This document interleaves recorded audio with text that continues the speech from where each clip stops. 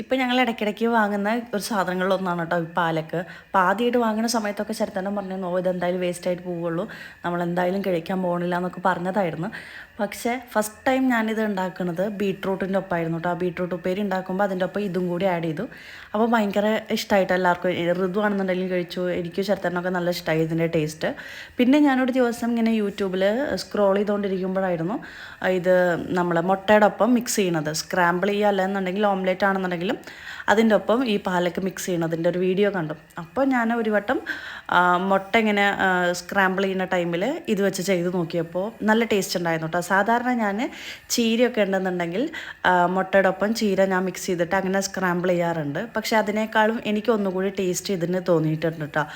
പിന്നെ ഞാൻ സാധാരണ പച്ചക്കറികളൊക്കെ അരിയുകയാണെന്നുണ്ടെങ്കിൽ എല്ലാ പച്ചക്കറികളൊന്നുമല്ല കേട്ടോ, ഈ പയർ, ചീര, ക്യാബേജ് അങ്ങനത്തെ സാധനങ്ങളൊക്കെ, കോളിഫ്ലവറൊക്കെ കട്ട് ചെയ്യുകയാണെന്നുണ്ടെങ്കിൽ ഞാൻ കുറച്ച് നേരം അത് ഉപ്പും മഞ്ഞൾപ്പൊടിയൊക്കെ ഇട്ടിട്ട് വെള്ളത്തിലിട്ട് വെക്കാറുണ്ട് കേട്ടോ. അത് കഴിഞ്ഞിട്ടാണ് ഞാൻ കുക്ക് ചെയ്യാറുള്ളൂ. എന്താ റീസൺ ചോദിച്ചാലൊന്നും എനിക്കറിയില്ല. അങ്ങനെ ഞാൻ വെച്ചാലാണ് ഒരു സമാധാനം ഉണ്ടാവുള്ളൂ കേട്ടോ എനിക്ക്.